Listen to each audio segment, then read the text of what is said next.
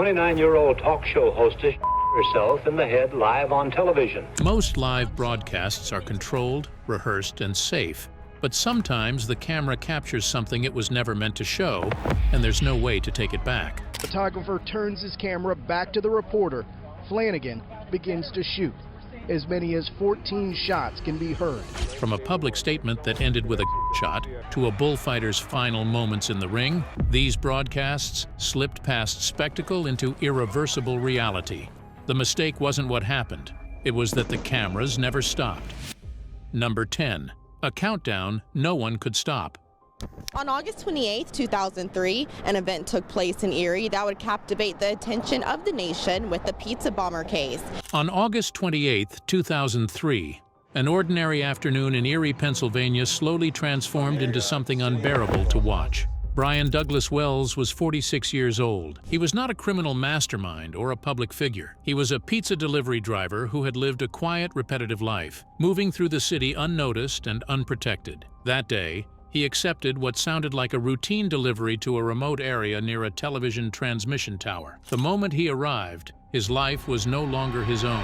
Investigators later concluded that Wells was ambushed and restrained. A heavy metal collar was clamped around his neck and sealed shut with bolts. The device was real, engineered to kill. Inside were pipe bombs connected to kitchen timers, ticking forward without mercy. From all the components that were recovered at the scene, I was able to assemble what I believe is an accurate replica of that device. Wells was handed handwritten instructions that read like a sentence already passed. He was ordered to rob a bank, then follow a scavenger hunt scattered across the city, chasing keys that might free him. If he failed, the device would detonate. There was no guarantee the keys even existed. At 2:28 in the afternoon, Wells walked into a PNC bank carrying a cane that concealed a homemade shotgun. He calmly showed the employees the bomb around his neck and explained that he had been forced. He asked for $250,000, not because he believed he would get it, but because the instructions told him to ask. He left with just over $8,000. As he turned to leave, he picked up a lollipop from the counter and placed it in his mouth, a small and haunting gesture that made it painfully clear how unprepared he was for what was coming. Minutes later, police stopped him in a nearby parking lot. Squad cars surrounded him, and officers kept their distance, unsure whether the device was real or a bluff. News crews gathered. Wells sat on the pavement, his hands restrained, his voice rising as the reality closed in. He begged anyone who would listen.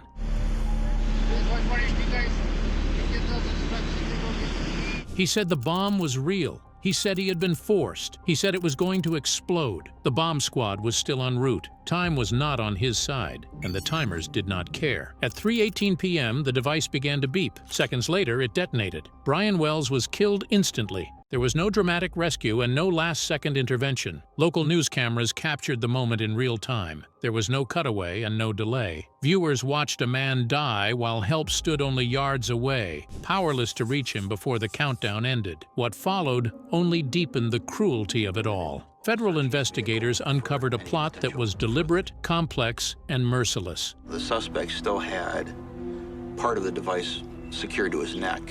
A woman named Marjorie Dale Armstrong was the driving force behind the plan. Prosecutors described her as highly manipulative and controlling, with a history of violence and unstable relationships. They alleged the robbery was designed to raise money to hire someone to kill her father after years of conflict. According to investigators, she organized the scheme but ensured others would take the visible risks. His role transitioned of the planning stages to being an unwilling participant in the scheme. Kenneth Barnes was a former co-worker of Brian Wells and the link that pulled him into the trap. He helped plan the robbery and later told police he believed the bomb was fake. Evidence showed he assisted with the instructions and knew far more than he admitted at the time.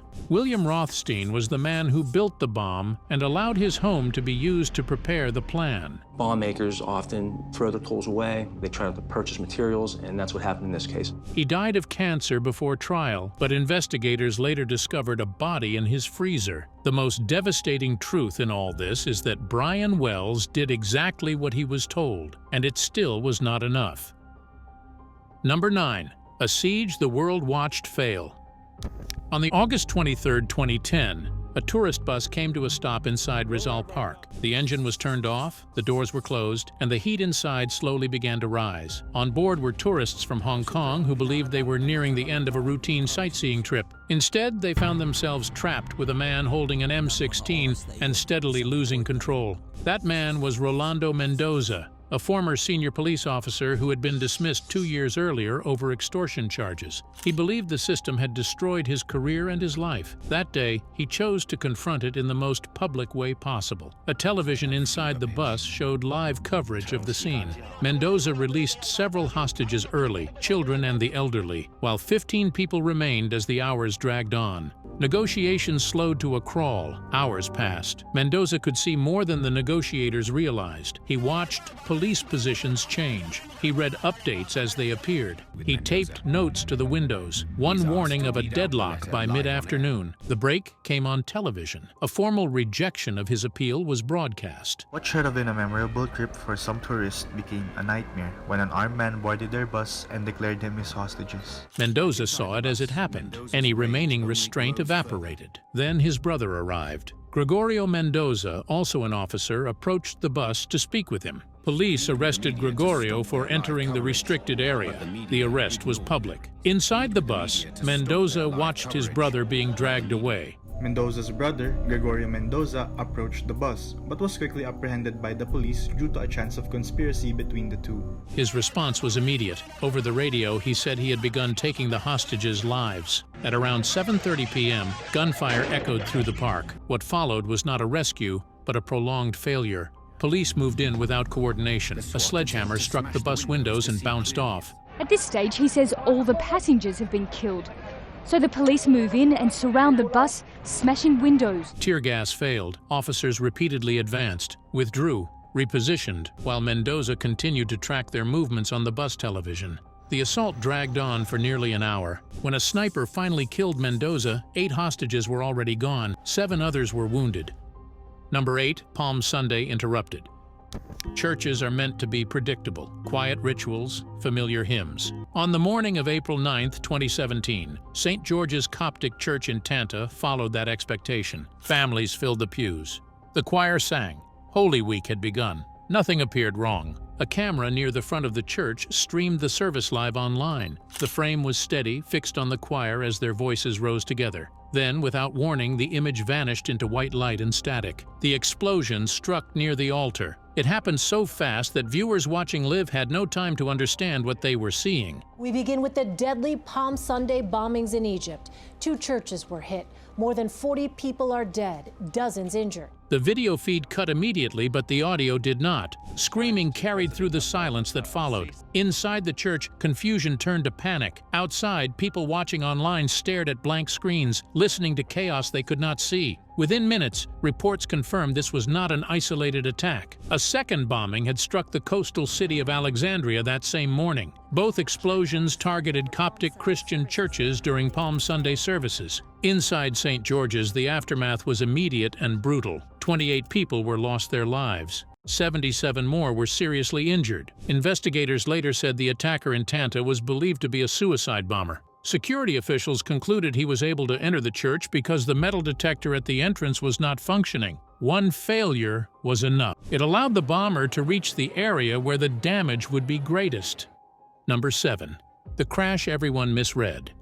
The final lap was supposed to be routine. 3 cars from the same team cut through the Daytona Air on February 18, 2001, perfectly arranged for a clean finish. Michael Waltrip led. Dale Earnhardt Jr. followed, and behind them, holding the line, was Dale Earnhardt Sr., the man whose job was to make sure nothing went wrong. He had done this 100 times before. Earnhardt was blocking, protecting his drivers, controlling the race the way only he could. As they entered the final turn, a light tap from behind broke the balance. In less than a second, the black number 3 car shot up the track and slammed into the concrete barrier nearly head-on. The sound was violent. The impact was absolute. Dale Earnhardt hit the wall at 200 miles per hour while trying to protect the leads of his son Dale Jr. and his friend Michael Waltrip. To the millions watching live on Fox, it looked bad, but not fatal. Drivers had walked away from crashes that looked worse. The cameras moved on. The race finished. But Earnhardt did not climb out of the car. Dale Earnhardt was 49 years old. He was a 7-time champion, the defining figure of NASCAR for a generation. He drove a black Chevrolet that had become inseparable from his identity. Crew has come out to the edge of pit lane to congratulate. 3 years earlier, after 2 decades of trying, he had finally won the Daytona 500. This race mattered to him. On this day, he wasn't chasing a trophy. He was guarding his team. The contact from Sterling Marlin's car was slight. At more than 150 miles per hour, it was enough. Earnhardt's car veered into the path of Ken Schrader, then snapped into the wall. Inside the cockpit, the deceleration was instant. Emergency crews reached the wreck and had to cut him free. He was unconscious and later pronounced dead at a nearby hospital at 17 minutes past 5. The cause was blunt and unforgiving. A massive skull fracture caused by sudden deceleration. A broken lap belt allowed his head to move forward violently. There was no second chance. Victory Lane celebrations were already forming when reality began to surface. Waltrip had just claimed his first career win. Earnhardt Jr. finished second. Their joy collapsed as word spread. NASCAR President Mike Helton stepped forward and said what no one wanted to hear. "We've lost Dale Earnhardt." The most feared driver in the sport was gone,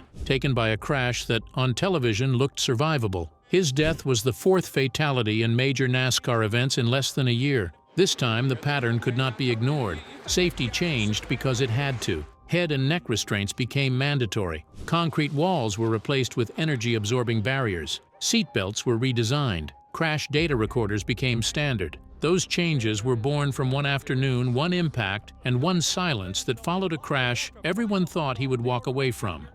Number 6. The Steel Park helicopter accident. On the afternoon of July 27, 2007, police began pursuing a suspect through Phoenix, Arizona. The man was driving a stolen pickup truck, crashing into vehicles and weaving through traffic at high speed, showing no concern for the danger he was causing. As the chase continued, news stations across the city responded. Television helicopters lifted off and converged over the pursuit, joining a police aircraft already in the air. Within minutes, 6 helicopters were hovering above the suspect's route. 5 were operated by local news stations, and 1 was operated by police. There was no coordination between them. Well, Sam and Palace, 5 news helicopters had converged on this one area to cover that police chase when 2 of those helicopters collided. Each crew was focused on capturing the footage. 2 helicopters drifted closer than either crew realized. One belonged to KTVK Channel 3, an AS-350 A-Star piloted by Craig Smith, with photographer Rick Krolak filming beside him. The other flew for KNXV Channel 15, piloted by Scott Bowerbank with photographer Jim Cox behind the camera. Both aircraft circled low, eyes fixed downward, attention locked on the chase below. At 12:46 p.m., the suspect suddenly stopped, bailed out of the truck, and sprinted toward another vehicle. Cameras zoomed in. The moment pulled the helicopters tighter together as each crew fought for position. Then the sky broke. The main rotor of the Channel 15 helicopter struck the tail boom of Channel 3's aircraft. The impact sheared it apart. Control vanished instantly. Viewers watched both helicopters spin, fall, and slam into Steel Indian School Park seconds apart. Fire erupted across the grass. Smoke rose fast and thick. Other news pilots in the air saw it happen. Their cameras turned away from the chase and toward the park, capturing the burning wreckage of colleagues they knew. On the ground, anchors struggled to speak as flames shot upward behind them. No one on the ground was injured. Everyone in the helicopters was killed instantly. The investigation that followed was blunt. The National Transportation Safety Board found that both pilots failed to maintain visual separation while operating in a high-pressure environment. There was no air traffic control for news helicopters, no shared command. Crews relied on see and avoid methods while competing for space in crowded airspace. The crash forced change. New coordination practices were encouraged. Traffic advisory systems gained support. Voluntary safety agreements spread among stations. Memorials were built, scholarships were named. The industry buried 4 people and rewrote its rules. Number 5, 73 seconds. On the morning of January 28, 1986, millions of people sat down expecting a lesson from space. Classrooms were quiet, televisions were on. At 11:39 a.m., the Space Shuttle Challenger lifted off from Kennedy Space Center into an unusually cold Florida sky. This launch felt different. Krista McAuliffe, a high school teacher, was aboard. She had been chosen to speak to students from orbit, the first civilian meant to teach from space. Teacher in space Krista McAuliffe, who died in the Challenger space shuttle explosion nearly 4 decades ago, was... Because of her, schools across the country watched live as the engines ignited. Alongside her were 6 experienced astronauts: Commander Francis Scobie, pilot Michael Smith, mission specialists Ellison Onizuka, Judith Resnick, and Ronald McNair, and payload specialist Gregory Jarvis. The countdown ended. Fire pushed the shuttle upward. For just over a minute, nothing seemed wrong. Then, 73 seconds after liftoff, everything changed. At roughly 8.5 miles above the ground, a failure invisible to cameras took control. The cold overnight temperatures had stiffened a rubber O-ring inside the right solid rocket booster. The seal failed. Superheated gas escaped, burned through the booster, and struck the external fuel tank. Liquid hydrogen and oxygen spilled out and ignited. What viewers saw looked like an explosion, but it was something colder and more final. The shuttle broke apart under overwhelming forces. A white branching trail spread across the sky. On CNN, the only network carrying the launch live without interruption, the anchors stopped speaking. In classrooms receiving NASA's feed, teachers and students sat frozen, unsure of what they had just seen. Later investigations revealed something more disturbing. Parts of the crew cabin remained intact for a short time. Emergency oxygen systems were activated. That meant at least some of the crew were alive after the breakup. The cabin, however, struck the Atlantic Ocean at over 200 miles per hour, crashing all hopes of possible survivors. The Rogers Commission exposed failures beyond hardware. Engineers had warned about the O-rings. Those warnings were set aside to protect the launch schedule. The fallout was immediate. Shuttle flights were grounded for 32 months.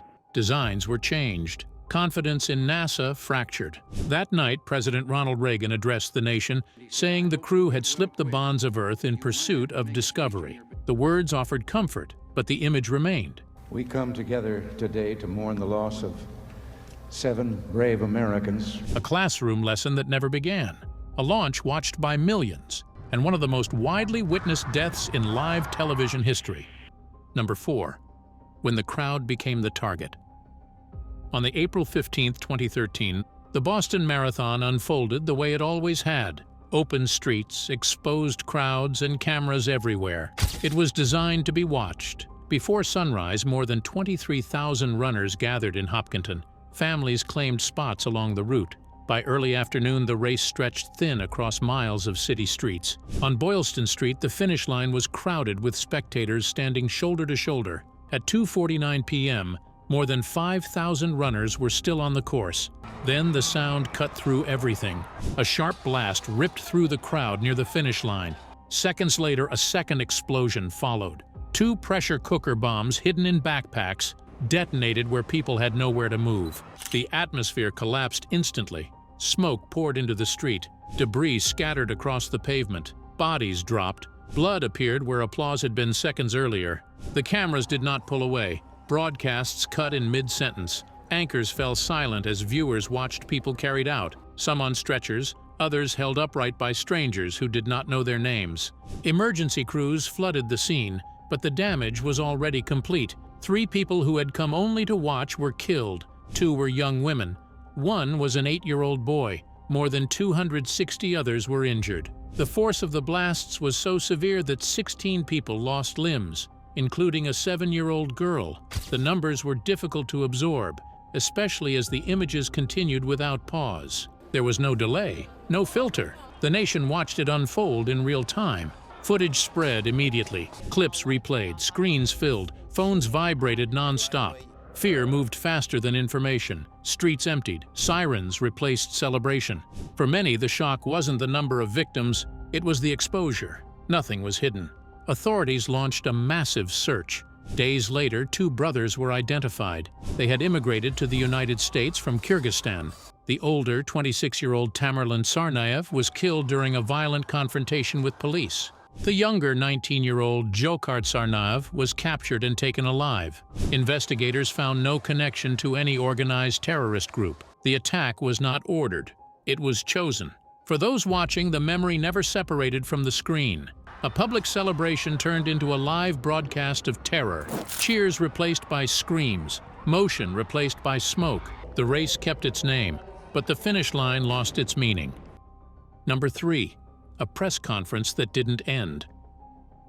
On the morning of January 22, 1987, camera crews gathered inside a modest office in Harrisburg expecting routine political theater. A resignation, a few statements, then silence followed by another news cycle moving on. No one in the room believed they were about to witness something permanent. Robert Budd Dwyer entered as a familiar figure. He had been a teacher before politics, then a lawmaker, and later Pennsylvania's state treasurer. He carried a reputation for discipline and personal restraint. Since 1981, he had presented himself as an official who followed rules without exception. That image was the backdrop for everything that followed. Years earlier, a contract had tied his name to an investigation.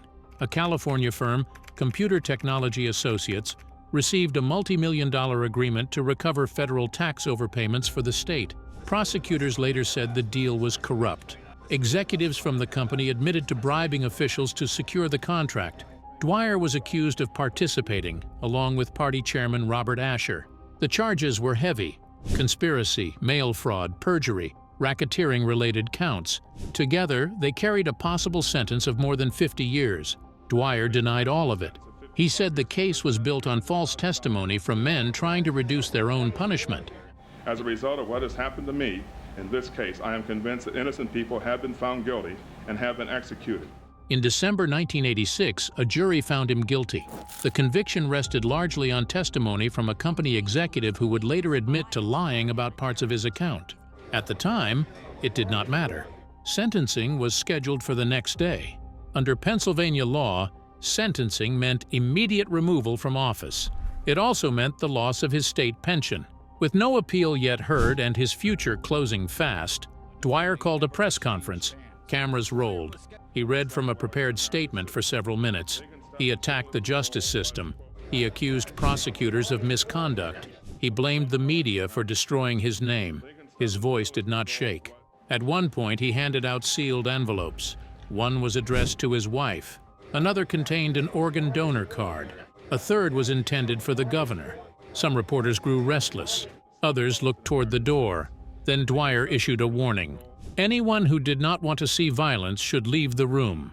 He opened a manila envelope and removed a .357 Magnum revolver. He told people to stay back. His final words came quickly. He placed the gun in his mouth and pulled the trigger. The sound was sharp. He collapsed instantly. Local stations aired the footage before realizing what they had broadcast. Viewers at home saw blood spread across the office floor. Networks cut away, but the moment had already been delivered. There was no delay, no barrier between the act and the audience. The aftermath reached beyond television. Newsrooms across the country rewrote their policies on covering suicide. And because Dwyer died before sentencing, his family received full survivor benefits, totaling over $1.2 million at the time. Number 2. The morning the world watched it end. On the morning of September 11, 2001, a coordinated terrorist attack unfolded in the United States. 19 hijackers affiliated with Al-Qaeda boarded 4 commercial airplanes that departed from East Coast airports with scheduled destinations in California. The long transcontinental routes meant the planes carried large amounts of fuel, a factor the attackers deliberately exploited. American Airlines Flight 11 was hijacked shortly after takeoff from Boston when the attackers forcibly entered the cockpit and took control of the aircraft. At 8:46 a.m. Eastern Time, the hijackers deliberately crashed Flight 11 into the North Tower of the World Trade Center, striking between the 93rd and 99th floors. Bring to you, though, at this early stage, we believe that a plane has crashed into the World Trade Center in New York. The impact and burning jet fuel caused immediate structural damage and intense fires. At first, many observers believed the crash was an accident. News organizations began live coverage as emergency responders were dispatched to Lower Manhattan. 17 minutes later, that assumption collapsed. At 9:03 a.m., United Airlines Flight 175, also hijacked after departing Boston, crashed into the South Tower of the World Trade Center between the 77th and 85th floors. The strike was broadcast live. It confirmed that the United States was under attack and that the crashes were intentional. The attacks continued outside New York. At 9:37 a.m., American Airlines Flight 77, hijacked after departing Washington Dulles International Airport, was flown into the Pentagon. 125 people inside the building were killed. American Airlines Flight 77 crashed into the Pentagon, along with the 59 passengers and crew on board. Along with everyone on board the aircraft. Smoke rose from the center of U.S. military operations as confusion spread nationwide. Within minutes, all civilian air traffic in U.S. airspace was grounded. Aboard United Airlines Flight 93, which had departed from Newark, passengers learned of the earlier attacks through phone calls. Understanding that their plane was also being used as a weapon, they attempted to regain control from the hijackers. At 10:03 a.m., the aircraft crashed into a field near Shanksville, Pennsylvania, killing everyone on board but preventing further loss of life on the ground. Aftermath of the crash of United Flight 93 in Shanksville, Pennsylvania on September 11, 2001. In New York City, the fires inside the towers continued to burn unchecked. The aircraft impacts had stripped fireproofing from the steel frames, and the heat weakened the remaining structure. At 9:59 a.m., after burning for 56 minutes, the South Tower collapsed. At 10:28 a.m., after 102 minutes, the North Tower also collapsed. Later that afternoon, World Trade Center 7 fell after hours of uncontrolled fire damage. Nearly 3,000 people were killed in total, including passengers, office workers, first responders, and the 19 hijackers, bringing the total of victims to 2,977 that were killed in these 4 attacks. Hundreds of firefighters and police officers died while attempting rescues. Victims came from more than 90 countries. Tens of thousands more were injured or later suffered long-term health effects from exposure to debris and toxic dust. Above the impact zones in the towers, escape routes were cut off. Fires burned at extreme temperatures, smoke-filled stairwells, and access to the roofs was unavailable. Some occupants were forced to choose between remaining trapped or jumping from the buildings. There's people jumping out of windows. I've seen at least 14 people jumping out of windows. It's horrific. I can't believe this is happening. Investigators later classified these deaths as homicides, recognizing that the circumstances left no viable means of survival. One photograph, later known as the Falling Man, captured a single moment from that morning and became a lasting symbol of the human cost of the attacks. But on September 11th itself, there was no time for reflection or debate. The events unfolded live, uninterrupted, and in real time. What began as a normal workday became the deadliest terrorist attack in modern history and the most devastating event ever witnessed as it happened. Number 1. Death in the Ring, watched in silence. The arena in Teruel felt loud and bright on the afternoon of July 9, 2016. Thousands leaned forward, waiting for another clean pass of cape and horn. What unfolded instead would leave a stadium frozen and a television audience across Spain staring in disbelief. Victor Barrio Hernandez came from Grajera in Segovia, a small place that raised him on discipline and patience. He worked his way up through bullfighting the hard way, earning respect for a classic approach that avoided shortcuts. In 2012, he reached a career milestone at Las Ventas, receiving his alternativa before a crowd that understood how much that moment mattered. From there, his name began appearing on major cards. Trophies followed, including the Mesonero Mayor de Castilla Award in 2015. For Barrio, this was not about fame, it was about craft. That belief brought him to the Feria del Ángel Festival in Teruel. The event carried tradition and pressure in equal measure. The bull drawn for him came from the Los Manos Ranch. The animal's name was Lorenzo. It weighed roughly 1,166 pounds and moved with speed that caught even seasoned eyes off guard. The first moments looked controlled. Barrio stepped in close, cape brushing past horn. Then the charge came faster than expected. Lorenzo lifted him off the ground and drove a horn through his thigh. The impact sent him down hard. Gasps rippled through the stands as assistants moved in. There was no pause. While Barrio lay on the sand, Lorenzo struck again and again. One blow tore into his chest. The horn pierced a lung and cut into his aorta. Blood spread beneath him as seconds slipped away. The bull hovered near his body, pushing and turning him as if the danger had not passed. Everything went out live on regional television. Viewers watched medics rush in. They watched as Barrio was carried to the infirmary. Inside, doctors fought to stop massive internal bleeding. Minutes later, he was pronounced dead. In the stands, his wife sat frozen. A famous matador gored to death during a bullfight in Spain. His wife there seen it happen. Nearby were his father, his sister, and his grandparents. None of them had time to look away. News traveled fast. Spain's Prime Minister Mariano Rajoy issued condolences. King Felipe VI did the same. Events in Teruel stopped, flags lowered. Within bullfighting circles, mourning took over. Outside that world, another reaction grew louder.